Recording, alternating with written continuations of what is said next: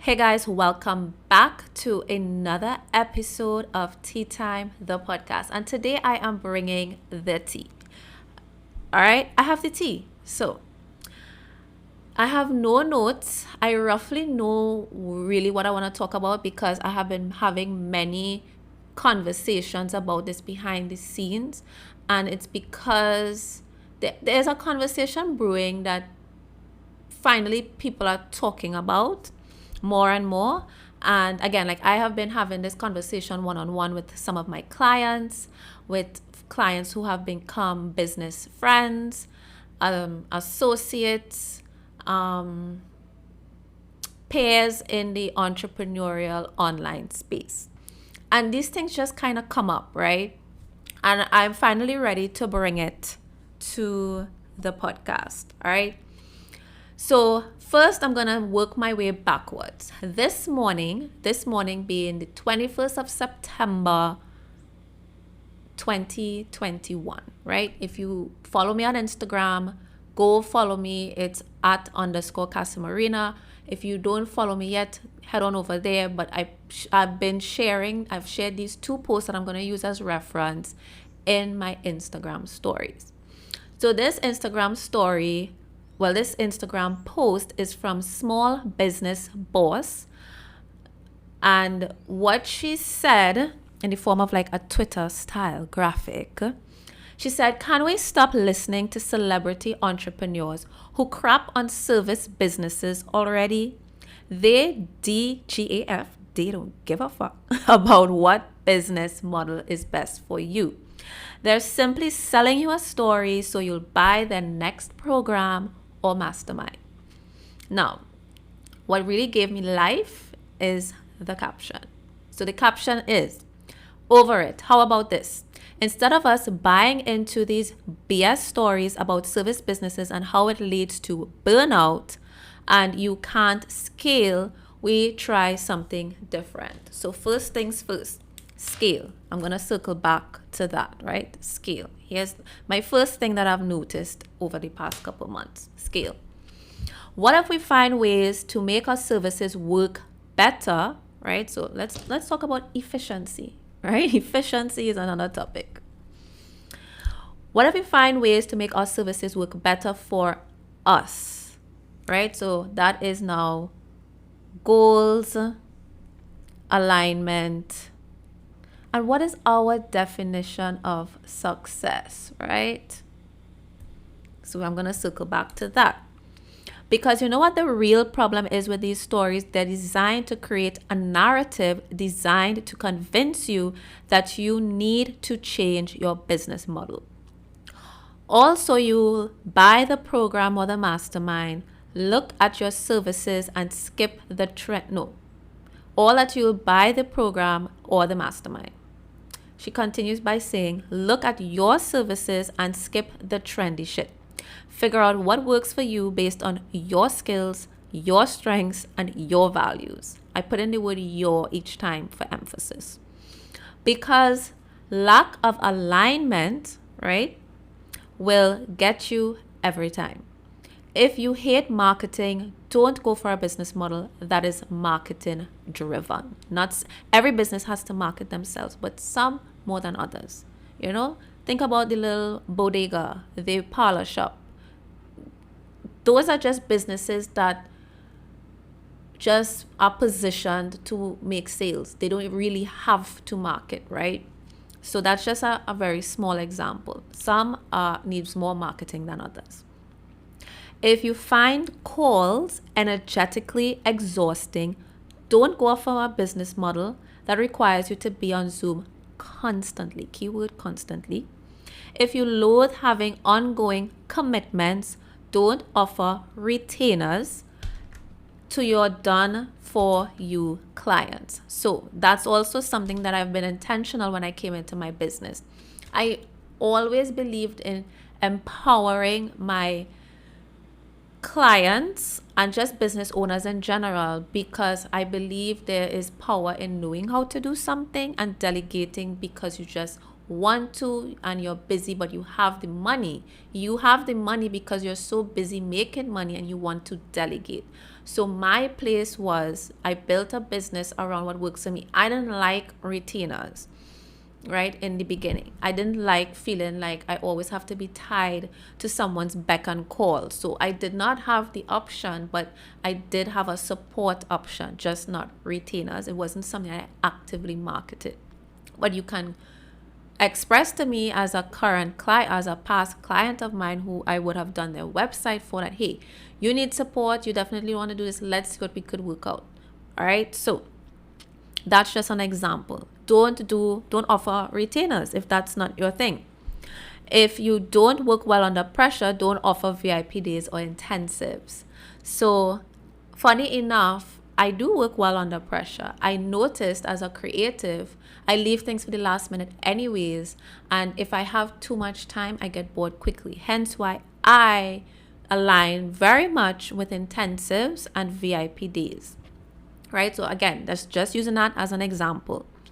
If you want to do more creative work, don't switch to coaching because you think it's easier. Many people just switch to coaching because they think it's easier, or they sell courses because they think that's easier. Or they might switch to selling templates because it allows them to do creative work, and then they think it's easier. They don't have to deal with clients, right? Again, everything is subjective and everything is different. So I'm just saying this is some examples of that, right?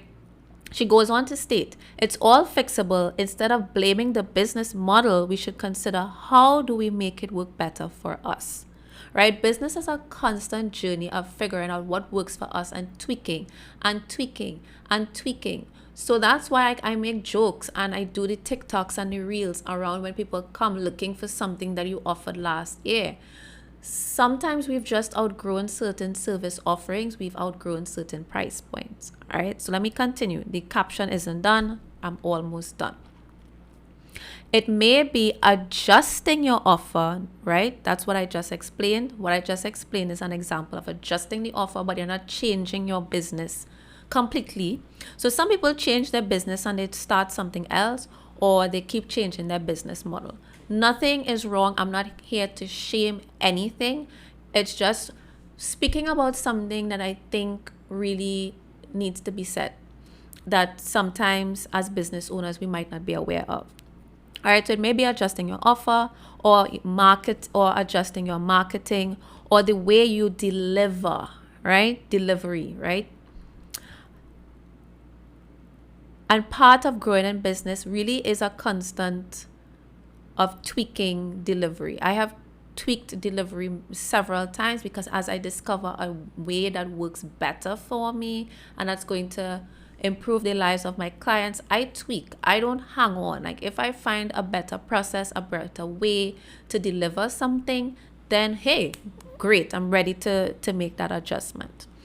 But there's likely a way to do it so you enjoy your work and you get paid. I'm going to say that again. You enjoy your work and get paid. Those are two important components. And I'll take it even further, which is important, is of service to your customer or client.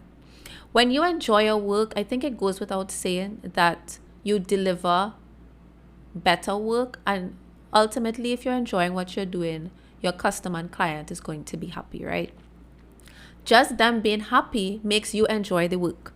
So anyway, it can be that simple, even if that's not what celebrity entrepreneurs want us to believe. So that is her caption. And that really just told me, you know what, I really need to talk about this on a podcast. So let me move on to the next post that really resonated with me, and then I'm gonna backtrack to my own experience, right? And my experience in the past couple months. So this post comes from Tamara Darden, right? Tamara, Tamera.Darden. And the post goes, transparency moment. I have no desire to grow my business into a multi-million-dollar empire. I like being a big fish in a smaller pond.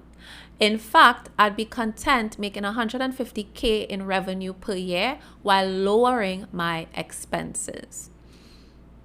In my case, personally, now that was me quoting her in one of her carousel slides. So that's the first slide. For me, my experience, and I've been saying this for months, I am okay being a small fish in a bigger pond.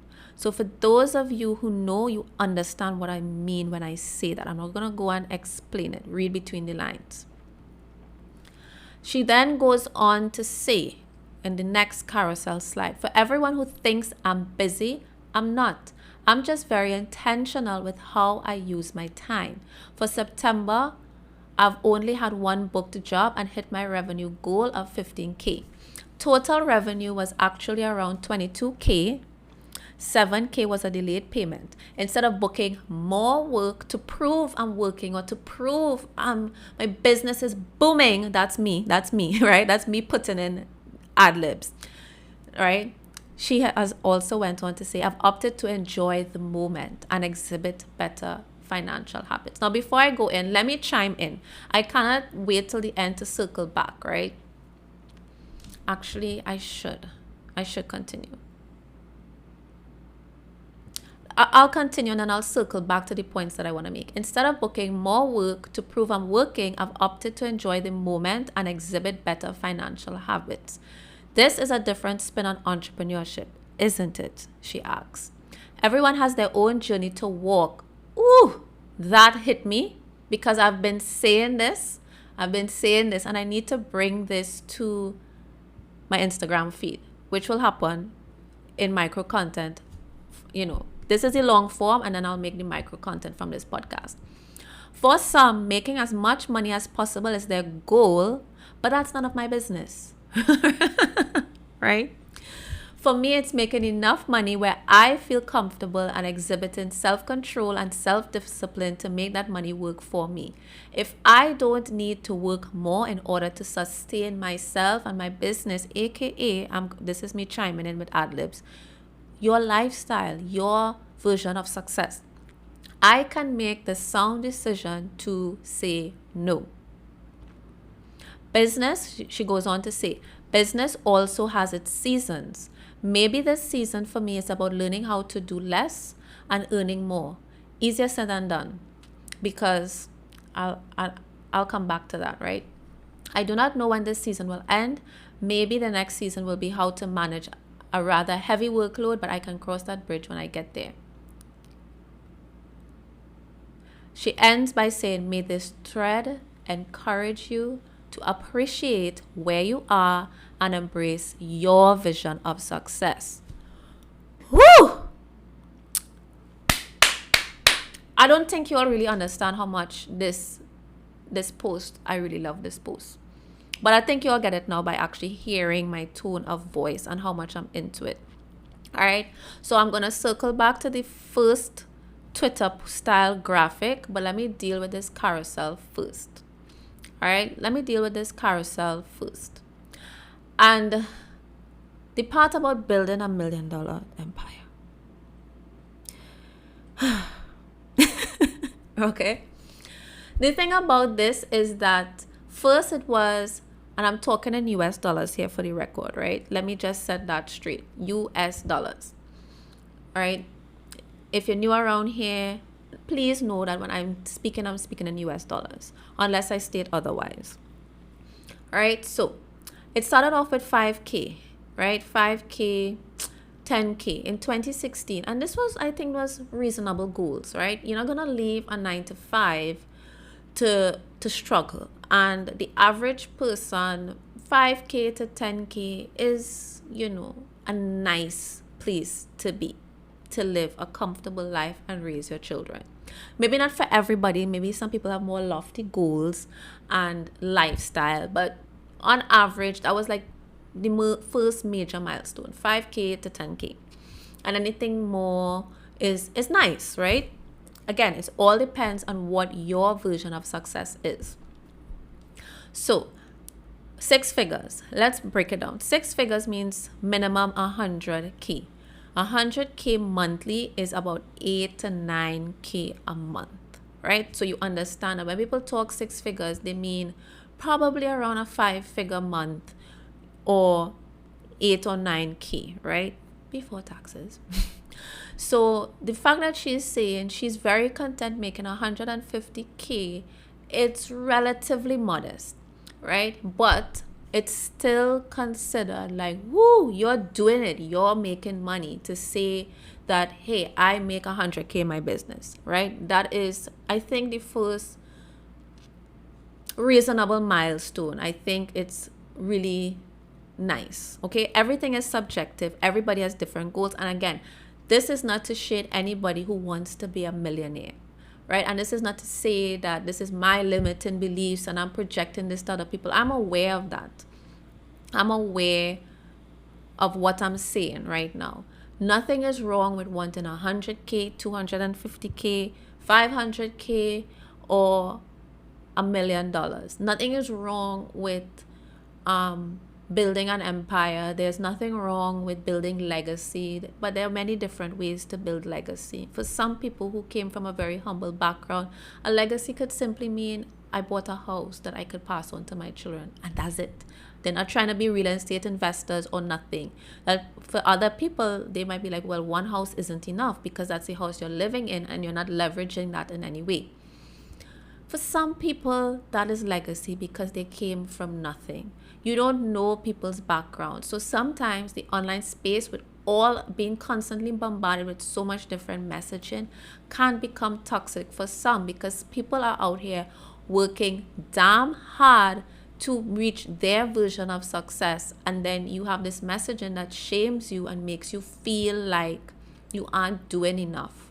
And this is where it's like we talk about freeing ourselves from the 9 to 5, but then we sign up for another version of toxicity that just throws you into hustle culture all over again. Right? So nothing is wrong with the $1 million goals. But I feel like that's just become such a trendy form of messaging. Like, oh, this is what people like. This is what make them tick. This is what make them click hard. This is what's making them comment. This is what's making them share. So maybe I need to do more of this because this is what my audience wants to hear. This is what's going to make them click the link in my bio and download my thing because that's what they want to hear. And I need to promise all of these things. Or even if you're not promising, you're saying all of these attractive things, right?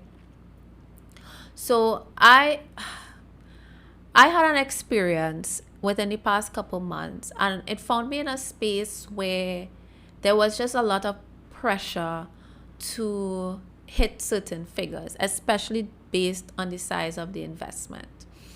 And again, I'm not blaming the situation, but the point is I found myself in a space, whether it's through the program or just through the circle and what it's all about, I just found myself encountering more and more less ease and flow type of business than more hustle. And it's like you have to prove yourself so much to be like a valid contender, and I say that loosely, in this space, because it's like if you are not doing the thing, whatever the hell that is, right, based on other people's standards, it's like you're not good enough to work with them, right? Like if you aren't making X amount of dollars, or you're not living in this particular location or driving a particular car, it's like, well, I mean, I know there's this saying that for me to invest in X, or I need to work with somebody who's achieved what I want to achieve.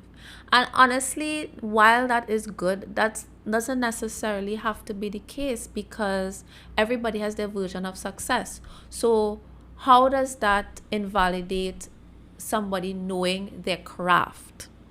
Somebody driving a modest car or living in a modest neighborhood, because that they have different goals to you, doesn't mean that they aren't qualified to teach you certain strategies, or it doesn't mean that they aren't qualified to help you, in my case, with your branding or your website. What matters is their portfolio. What matters is their years of experience. What matters is the content making sense? Is what they're sharing in their free content making sense. When I hop on a discovery call, is the vibe aligning? Because they might have all of the things on paper, right? They have all of the things on paper that show that they're qualified, but you all might not be the right fit. And we shouldn't take for granted the right fit. So both need to mesh. You need to have that connection, because when you're working with a service-based business owner, they could even be the most popular kid on the block. But if the personalities don't align, the working relationship is going to be a hot mess. All right, so we need to really sit down and really look at people, who they are, what they have, and what they have to offer, and their credentials. I feel like credentials has come down to being the person with the most likes, the most followers, the most shares, and just be the popping it girl on the online streets. And I have seen this since 2016, but I haven't seen it like it is today. Like, people only want to work with the $1 million coach. They only want to work with the coach who's making 500K. And it's like, I said this to someone and it made sense to them, right? I had to slow them down, because I made this mistake myself, right? I made the mistake of like, well, I want that, so I should be working with that person. And I've realized that this is what sets you up for imposter syndrome. This is what sets you up for depression, when you do invest in certain coaches and then you don't see the results you expected. We think by investing in certain service providers or coaches and like buying into a particular circle, that it's just going to kind of rub off on you, and that's not the case. And while it's awesome, it's not awesome when you are in a group and you're not seeing the results you expect to see.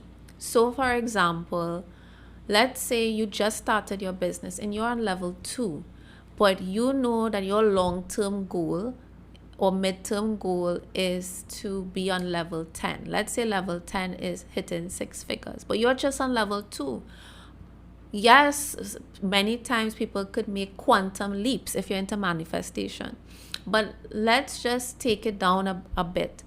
If you are on level 2, what's wrong with working with the coach who's 2 steps ahead of you, right? So that's why I'm using the analogy of levels, because you're looking at it like a step, right? You're looking at the step. You're on step 2 or level 2, and the life that you love is level 10. But you skip all the coaches who are on the levels in between, or strategists or consultants, and you jump all the way up to level 10 to work with that coach. At the end of the day, every business owner and entrepreneur, especially online, still has to put in the work. And putting in the work just doesn't mean committing to somebody's 5-step, 6-step, or 10-step framework. It means still that you have to pay your dues. It means you still have to give it time. You have to implement their framework for a certain amount of time, because guess what? The coach who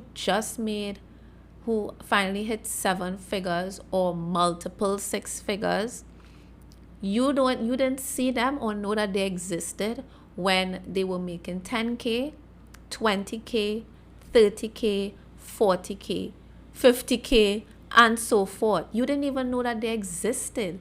So that means you are in your time of people not knowing you, and you still have to hit the internet streets and put in the work and allow the work to,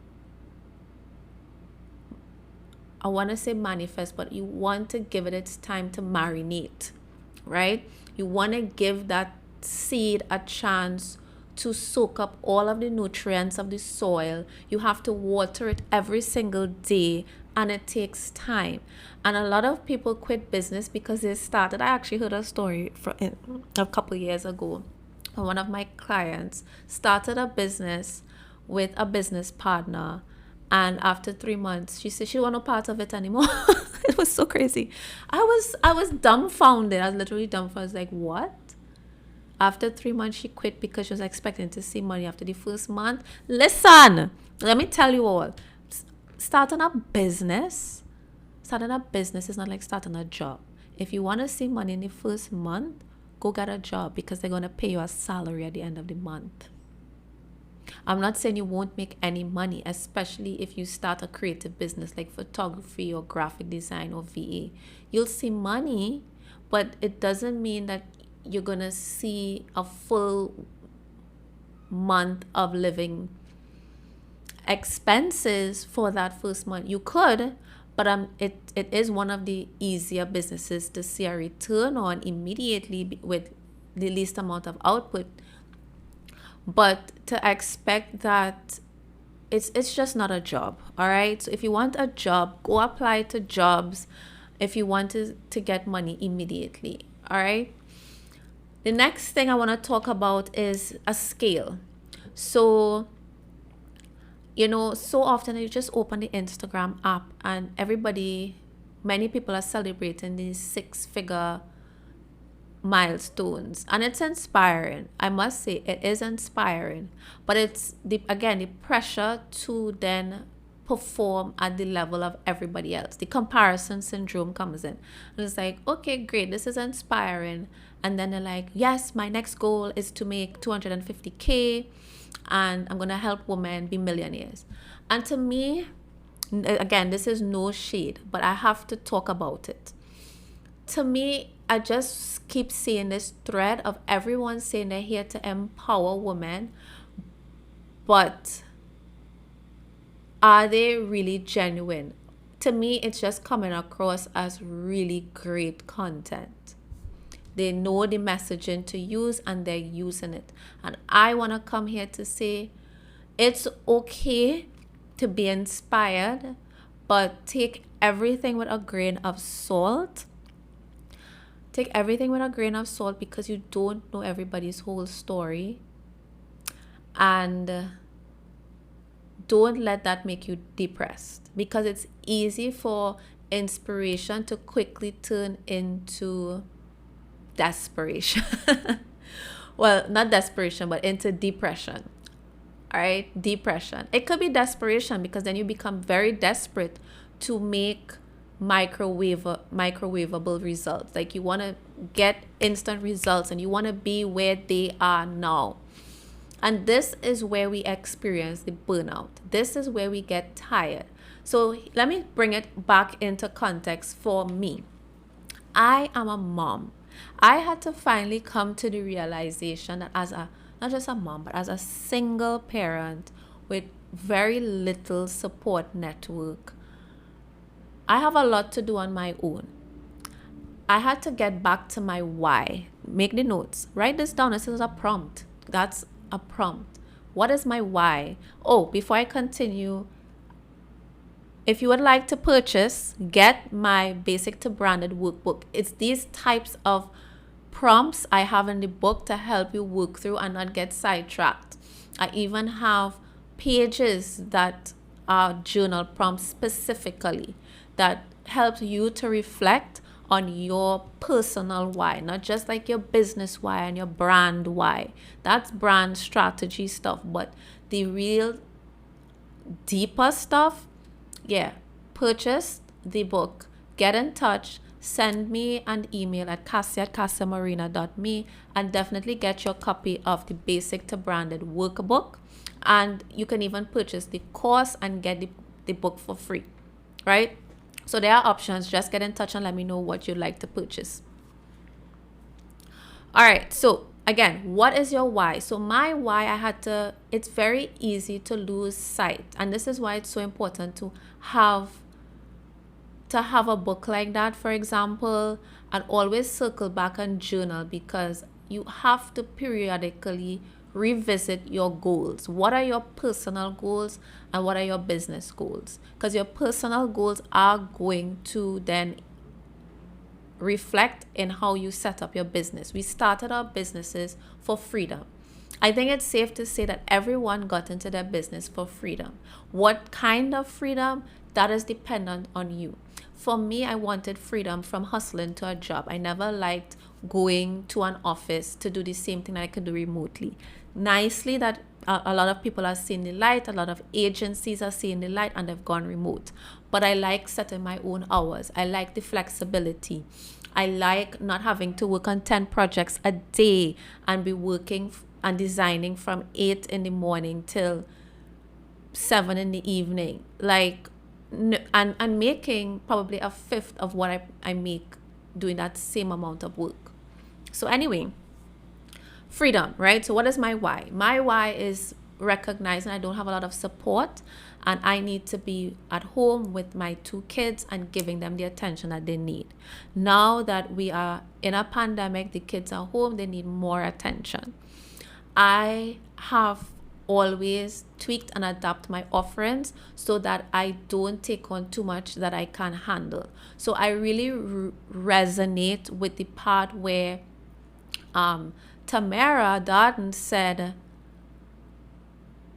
she just looks busy, but she likes making more and doing less. And why shouldn't I have that?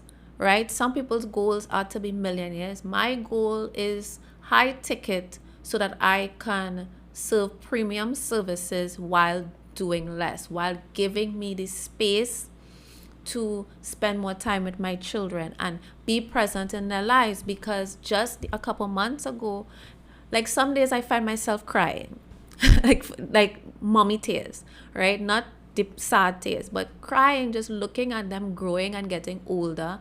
And it's like, oh my gosh, in just a few years, they're going to be teenagers and they're not going to want to spend time with me like they want to right now. I'm going to miss these years that are in my face right now. And that is what is important to me. It's important to me to be paid well as have time freedom as much as possible, because I do have to show up for clients, right? And again, like I have kids, so I want to be able to provide them with all of the things that they need so that they can be successful in life, and honestly give them what I didn't have, right? What I didn't have was that support of both parents in my life. I was raised by my grandmother. God bless her heart, and may she rest in peace. But she did as much as she could, and I see the gaps in what I didn't have, and I want to ensure that they have that and that they feel supported, not just financially, but emotionally and mentally. And that is me being there with them. And I still struggle with having to balance, hey, I need to show up and do this podcast. I have to do the live. I have to, do the work and be this content machine. But then, they still want me to play, especially my son. He loves attention from me. And I guess you could say he's a bit of a mama's boy, but he needs what he needs. And as much as I'm building this business to give them that, I also have to have boundaries with him and let him know, like, listen, I know you need my time, but you also need to let mommy do her work, right? So there's that. And this is the thing about entrepreneurship. I know we've seen the jokes about, hey, we're lying down in bed and we're thinking about the order that we didn't fulfill or the email we didn't reply to. So it's like, even when I carve the time to spend time with my kids, I struggle with remaining mentally present. Like, I'm there, I'm next to him, but I'm not into it because I can't shut this entrepreneur brain off. And that is me, and I need to work on that. But all of this to say that I'm sharing what is important to me. I'm sharing that it is okay to not have elaborate goals. It's easy to open the Instagram app and see shiny pictures of Rolls Royce and mimosas and poolside and planes and those things are wonderful. Honestly, I'm not throwing shade at it because I love those things. I like seeing that. It gets me excited. But we also have to be mindful of protecting our energy and not losing sight of what is important to us and what is important to our goals. All right. So sometimes we get inspired and we get carried away in somebody else's vision or curated feed that sometimes isn't always the truth. Not saying that they're lying, but there's just so much that we don't see. Like, we're not seeing what they're doing to get them there. We're not seeing where they're possibly being ingenuine, because trust me, there are ingenuine people out there. They say they're here to empower women and all of this pretty words, but no, they're not. They're giving the messaging to enroll the next person, right? And it is important to talk about this. And I posted this on my Instagram stories, and I'm going to pull it up. What did I say? What I said was, we've been gaslighted into not speaking out for fear of looking like a hater, but more and more people will speak. And that's why I'm having this conversation here on the podcast, my curated safe space, because that's exactly it. It's there. It's like, oh, don't focus on the coaches who are scams, for lack of a better word. Like, that messaging is there so that you won't question anything, so that you won't ask yourself, listen, I don't think this is okay. Because then now you start to doubt yourself and your instincts and think, oh my gosh, am I being a hater because I'm not hitting those goals? Who am I? Look at them, they're so successful. Like no. And the fact that these two posts came up back to back for me means it's not me alone. And that means that somebody else out there needs to hear this and understand this, and not to be afraid of entrepreneurship, because it can become overwhelming, and then you back away, and then you feel like, I think I'm over my head. I have too much in my life going on. So maybe I should close my business because I'm some sort of failure or something along those lines. Like, I always say, you're not a failure as long as you can sustain your bare necessities. Like, if your job paid you 5K and your business is replacing that, and you're working less than you did at your job, and you have more time with your family, then why would you quit your business to go back to a job that was draining you or stressing you out or not allowing you to take vacations when you like, or multiple times a year? Because we know when you have a job, you could only take so much time off. So to me, it's like, you're never a failure as long as you are meeting your day-to-day commitments.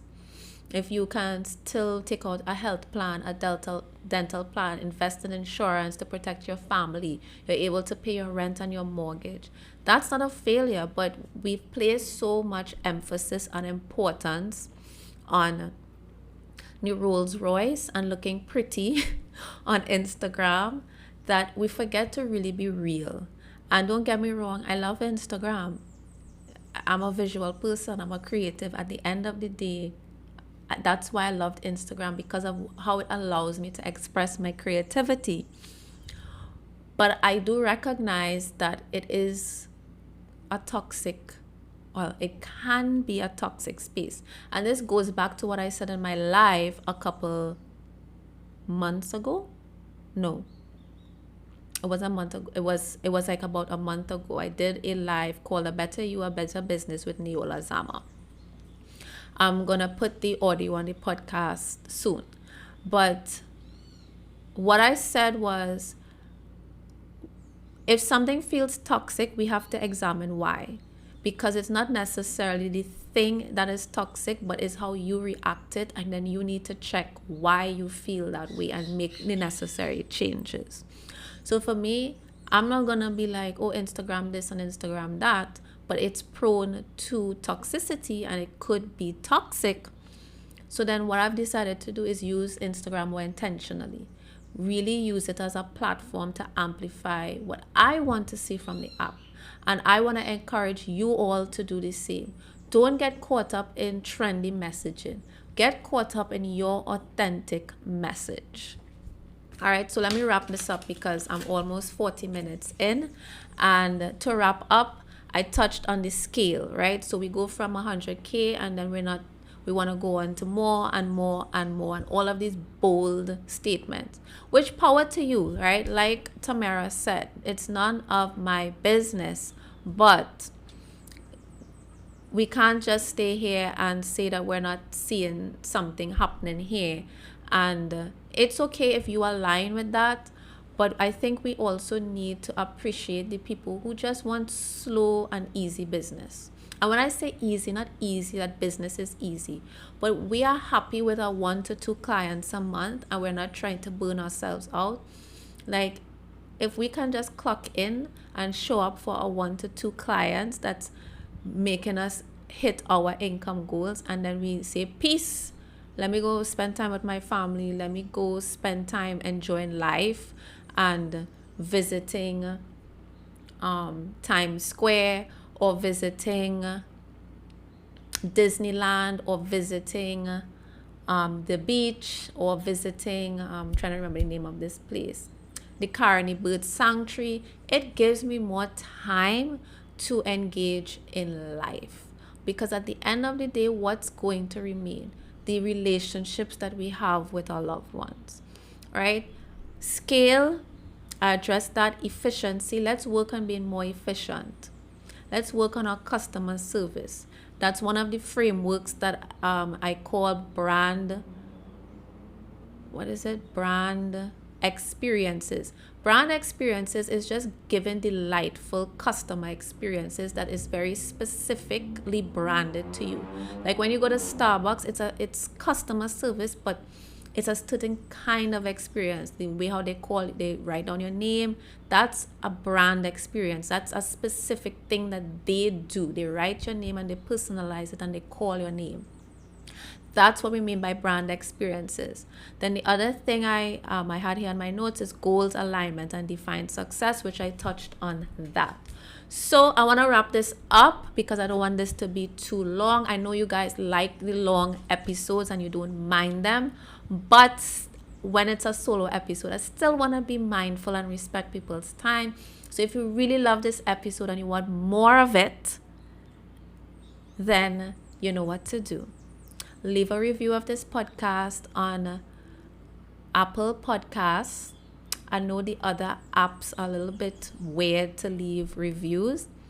Or you can simply screenshot this episode and share to social media and tag me. Specifically, Instagram is what I'm referring to. But hey, if you want to share this on Facebook, LinkedIn, wherever, just tag me. I'm on most of the social media apps, because when you share this podcast, it helps the podcast to grow and really lets me know that, hey, what I spoke about in this particular episode really resonated. So I would really appreciate if you can screenshot, share this podcast and tag me so that I can give you guys a shout and know who's enjoying the podcast. And also, don't be shy to DM me on any podcast episode. Like, let's keep the conversation going. I love chatting with you guys in the DMs. And yeah, I think that is it for today. If you would like to work with me and book an intensive, definitely just send me a DM, or you can go to my website, head to cassiamarina.com/contact, fill out the contact form, and we will respond within 24 to 48 hours. Yes, I'm not hard to reach. Reach me via my website, my email, and Instagram. Until the next episode, here is to episode 60. I'm celebrating episode 60. Deuces.